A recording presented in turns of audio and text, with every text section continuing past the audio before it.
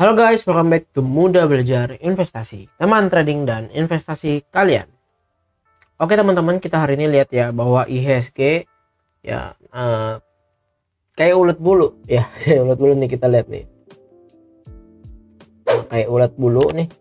Teman-teman, pergerakannya begini ya. Tapi ya minusnya 0,19%. Dan volume transaksi yang terjadi cuma 7,8 T. Ya sepi, emang sepi banget. Gue juga tadi lebih kayak ya udahlah ya, nggak dipantauin gimana. Cuman ada waktu di sesi 2 gue ngeliat pas ngecek lagi, wah di sektor yang lumayan nih. Kita lihat ya di sektor heat map ini yang lumayan ada power gitu ya di sektor properti. Teman-teman lihat nih, sektor properti ini banyak yang hijau dan yang gak ada yang merah nih. Sementara ya dari yang muncul dari sini nih, muncul di sini dia hijau. Dan yang kedua ialah infrastruktur, Tebik, Tower, Asagia, Bird, CMNP. Nah coba kita lihat ya, hari ini kita mau bahas sektor properti ya. Kenapa dia hari ini kok ya cukup baik. Dan kebetulan juga di Telegram ada yang bertanya, kayaknya sektor properti udah mulai menarik ya. Coba kita simak yang mana bagian yang menarik. Nah itu kan yang tadi yang muncul paling banyak yang itu. Nah, kita lihat nih di sini kan ada beberapa saham properti ya. Jadi kita coba pilih teman-teman yang paling sering itu ya. Oke lah ya, SMRA. Jadi sekarang kita mau bahas SMRA dulu nih. Kita langsung aja ke chartnya SMRA. Set. Nah ini kok kasih SMRA.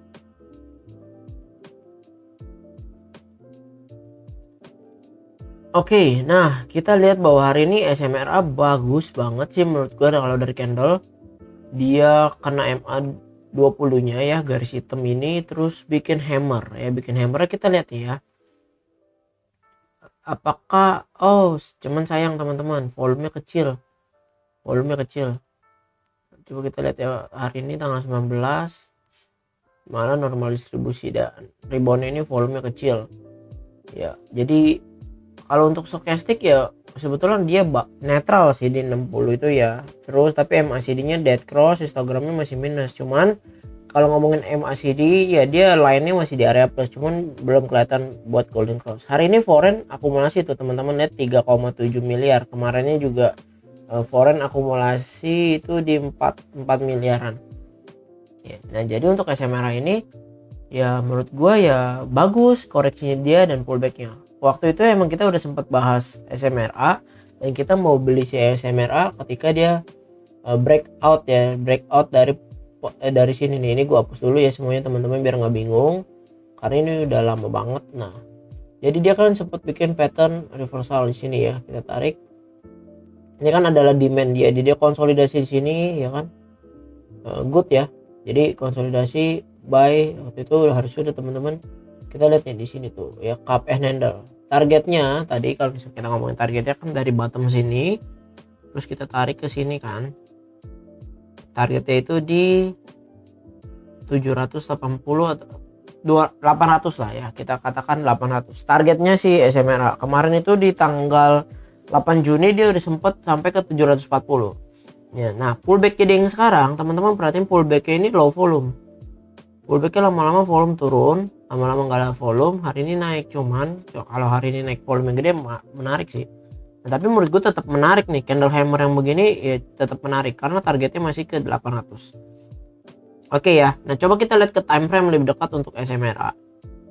Kita lihat time frame lebih dekat. Nah di sini dia ada konsolidasi yang terjadi di sini. Gue gambarin sedikit teman-teman. Dia bikin higher high ya begini ya. Ini pattern reversal nih, cuman di time frame 1 jam. Kita lihat di sini bahwa ada resistance yang harus dia lewatin dulu sebelum dia menuju ke 800. Ini dia bikin ascending triangle, teman-teman lihat ya. Ibu giniin deh ya. Nah, jadi kalau untuk SMRA sendiri ya di time frame 1 jam ini kalau kita ngelihat MACD-nya bagus ya, plus nih mau golden cross. Tapi stokastik emang berada di area jenuh beli. Nah makanya jangan langsung beli langsung di harga close-nya. Hari ini kan close-nya di harga 700 ya, jangan langsung beli di 700, tapi kita tunggu breakout. Ini sih kalau gua ya. Jadi kalau dia breakout 710 Ya ini high-nya berapa nih di sini? High-nya 705. Jadi antara 710 atau 715. Kalau break ya 715 lah ya. Baru entry. Targetnya sementara target terdekatnya itu di 740 karena ini ada resistance minor yang kemarin dia kena 740 dia balik turun ya. Tapi kalau target dari cup and handle-nya tercapai ya di 795 atau 800 teman-teman. Nah ini untuk stop lossnya teman-teman, kalau emang yang stop lossnya mepet ya under 680 jual dulu. Tapi kalau emang stop lossnya berani lebar ya menurut gue sih 640 baru buang gitu. Ya kalau misalkan dari kayak begini sih risk and rewardnya itu 1:2 ya teman, 2,1. Jadi kalau misalkan dari SMRA sih menarik ya menurut gue. Jadi gue coba bikin di sini ya, kita sama-sama lihat. Jadi 715 baru entry. Oke, ini 715 baru entry. Ini SMRA. Nah sekarang kita lanjut nih ke saham properti berikutnya ya. Itu apa? BSDE ya, BSD. Oke, nah kita lihat BSDE kita harusnya udah take profit ya waktu itu 6%. Ini masih ada tuh sejarahnya iya, sejarahnya, historinya ya. Di 4 Mei kita udah take profit untuk BSDE. Jadi gue hapus, sudah nggak ngebahasin zaman dulu. Nah sekarang untuk BSDE ini sama, dia kan naik terus dia pullback ya. Kita tarik nih pakai Fibonacci ya, kenaikan dia dari sini ya. Gue tarik dari sini ke high-nya ya, dia kena di 50 ya, Fibo 50 itu bikin hammer. Nah ini good. Jadi kalau teman-teman masih bingung tentang Fibonacci, langsung aja nih video ntar gue siapin di kanan, teman-teman klik nanti atau cek langsung playlist, ada belajar teknikal itu yang Fibonacci, teman-teman pelajarin ya. Jadi ketika dia 50 ini dia rebound dengan bikin candle hammer ya, artinya dia masih uptrend ya, masih uptrend. Dan ini gue demen ya melihat konsolidasi dia di atas area ini sih sebetulnya demen. Jadi kita lihat lagi ini teman-teman, konsolidasinya si BSDE ini ya, kita lihat. Nah kayak begini kan, dia bikin inverted head and shoulders ya. Ini melihatnya begini. Oke, teman-teman perhatiin. Nah targetnya kita bisa lihat bahwa bisa sampai if break ya, kalau nge-break beneran valid dengan volume wajib 1300. Oke. Nah tapi yang jadi ininya ketika dia nge-break di sini, makanya hari ini kan naik 3%. Kita lihat nih volume itu masih kecil, tapi foreign udah akumulasi 2,6 miliar, tapi volume BSD itu masih kecil. Hari ini berapa sih volume transaksinya? 9 miliar tuh, net value nya 9 miliar, dan big akum foreign beli 2 miliar 1150, CC 5,8 miliar di 1155 ya. Hari ini close itu di 1165.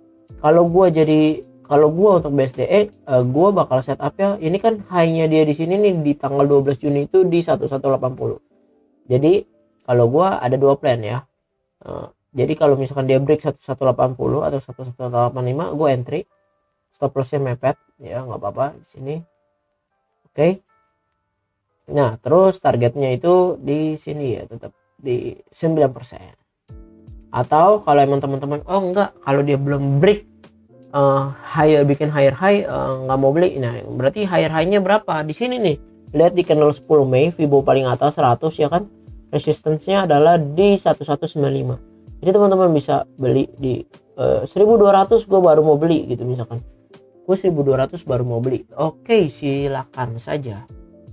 Oke, 7%. Risk and reward teman-teman atur sendiri tuh ya. Tapi kalau misalkan belinya di 190, menurut gue ya stop lossnya jangan terlalu ke bawah sini. Tapi ketika 2-3% ya, ini jebol masuk ke sini juga udah boleh lagi. Boleh stop loss dulu gitu. Oke teman-teman, jadi untuk BSDE kita ada dua plan ya. Yang pertama salah pencet gue. Yang pertama itu kita belinya lebih besar sama dengan 1185. Yang kedua itu 11200. Oke. Iya. 12 Juni 1185. Oke ya, begini nih plan kita ya. Jadi oh kalau begitu gue beli 2 kali, boleh aja, oke?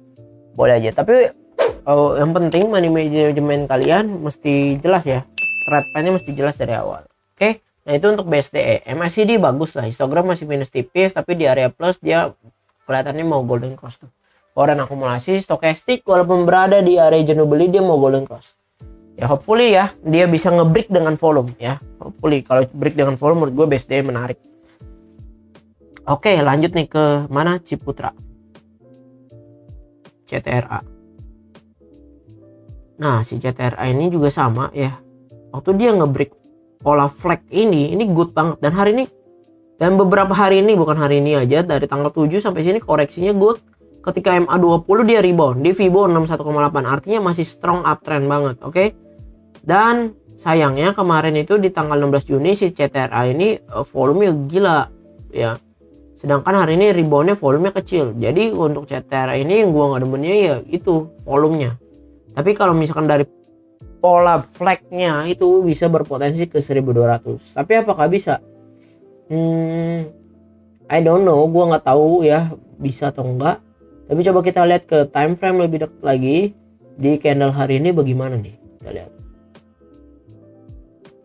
Oke ya, nah, kita lihat bahwa ya Ciputra ini volatile ya, volatile. Kalau menurut gue sih tetap ya tunggu dia break 1187 baru entry, kalau enggak nggak meyakinkan ya. Jadi gue maunya pastiin dia ngebreak dari 7 Juni ini hanya 1185. Kalau misalnya dia break menarik, kalau enggak belum, karena volume buangan ini besar banget ya. Tapi kalau oh enggak ini udah rebound, gue mau beli dong, karena yang aliran buy on weakness ya silakan ya silakan. Mungkin kalau gue jadi kalian yang pas buy on weakness gue nggak bakal langsung angka 1145, tapi gue akan tunggu dia lebih besar gak dari 1165. Kenapa tuh kok 1165 bego amat ya jadi lebih mahal? Ya enggak, gue mau pastiin dia bisa ngebreak ke high day yang hari ini. High day ini 1160 loh. Kalau besok 1165 ke break ya mungkin berpotensi ya ke 1185 atau ke 1200. Coba kita lihat ya. Misalkan di sini plan sampai sini aja cuma 2%, sini tuh 4,5%. Ya. Yang menurut kalian CTRA gimana? Stokastik sih mengarah turun ya. MACD juga dead cross mengarah turun. Kalau dari gua sih masih menarikkan yang tadi ya, BSDE dan SMRA. Nah lanjut nih ke satu lagi, APLN, Agung Podomoro. Nah Agung Podomoro juga sama ya, cuma bedanya si Agung Podomoro ini enggak se-uptrend 3 sebelumnya, karena dia masih sideways saja di area sini ya, jadi ya begini terus ya. Ada sih dia bikin higher high, cuman yang nggak terlalu signifikan gimana gitu teman-teman. Dan ini juga waktu itu kita punya plan nggak ngebreak, akhirnya dia breakdown ke bawah terus ya. Jadi ini gua hapus dulu deh biar bersih. Nah candlenya sih lagi berada di support kuat nih, support kuat. Kalau emang teman-teman aliran buy on weakness pasti beli, jualnya di kurang lebih 153 ya. Dia kan sekarang 144. Coba ya tes high-nya di hari ini itu di 147. Kalau 148 ya begini, nggak terlalu worth it sih, karena risk and rewardnya terlalu besar. Terus moving average 50 ini juga masih di bawah ya. MACD-nya good, stokastik ya oke, masih di area netral. Volume tipis sekali ya, 0,8 miliar. Jadi ini berbahaya nih. Yang akumulasinya cuma 181 juta. Jadi nggak terlalu liquid banget buat kalian yang asetnya udah belinya ratusan juta miliar, ini nggak liquid. Jadi menurut gua APLN ntar dulu lah ya. Satu lagi deh. Tadi apa sih yang muncul di screenernya si Ipo tentang properti, mana ya? Ya yang terkenal. Apa yang teman-teman mau? Adi. Oke, Adi ya kita bahas ya. Hari ini dia naik 8%. Coba kita lihat Adi.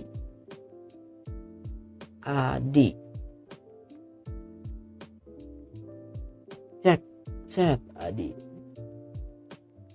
Adi naik 10%. Sorry bukan 8%. 10%. Wah gila, ini tanda potensi reversalnya gila banget sih. Kenaikannya volume gede. Wih, MACD nya udah area plus, semuanya plus, stokastik berada di region beli. Kalau kalian tanya pendapat gue, masih boleh beli ADI gak? Ya boleh, tapi nanti ya. Kalau sekarang ini kan dia lagi di area krusial, dia yang resistance dia harus dia hadapin ya. Ini adalah resistance yang mesti dia hadapin ya. Resistance. Oke. Resistance pas di MA 200. Jadi ini adalah musuhnya si ADI, musuh gitu. Ya harus dia lalui. Kalau dia nggak lalui ini kemungkinan besar akan merosot. Kita lihat histori ya. Ketika dia mau ngebreak MA 200, ternyata konsol malah breakdown lagi. ADI malah bikin terus lower low. Ya. Ini nih sama nih kasusnya nih. Dia reversal naik terus, mau ngebreak MA 200, breakdown lagi, bahaya. Jadi kalau gua sih maunya nunggu ADI konsisten, dia bergerak ngebreak pertama ya, maunya gua nggak tahu, gua kan bukan market maker. Ngebreak tak besok pullback konsol kayak nggak apa-apa, ulat bulu di sini masih mending ya. Nah, masih mending nih, maunya begini sih maunya.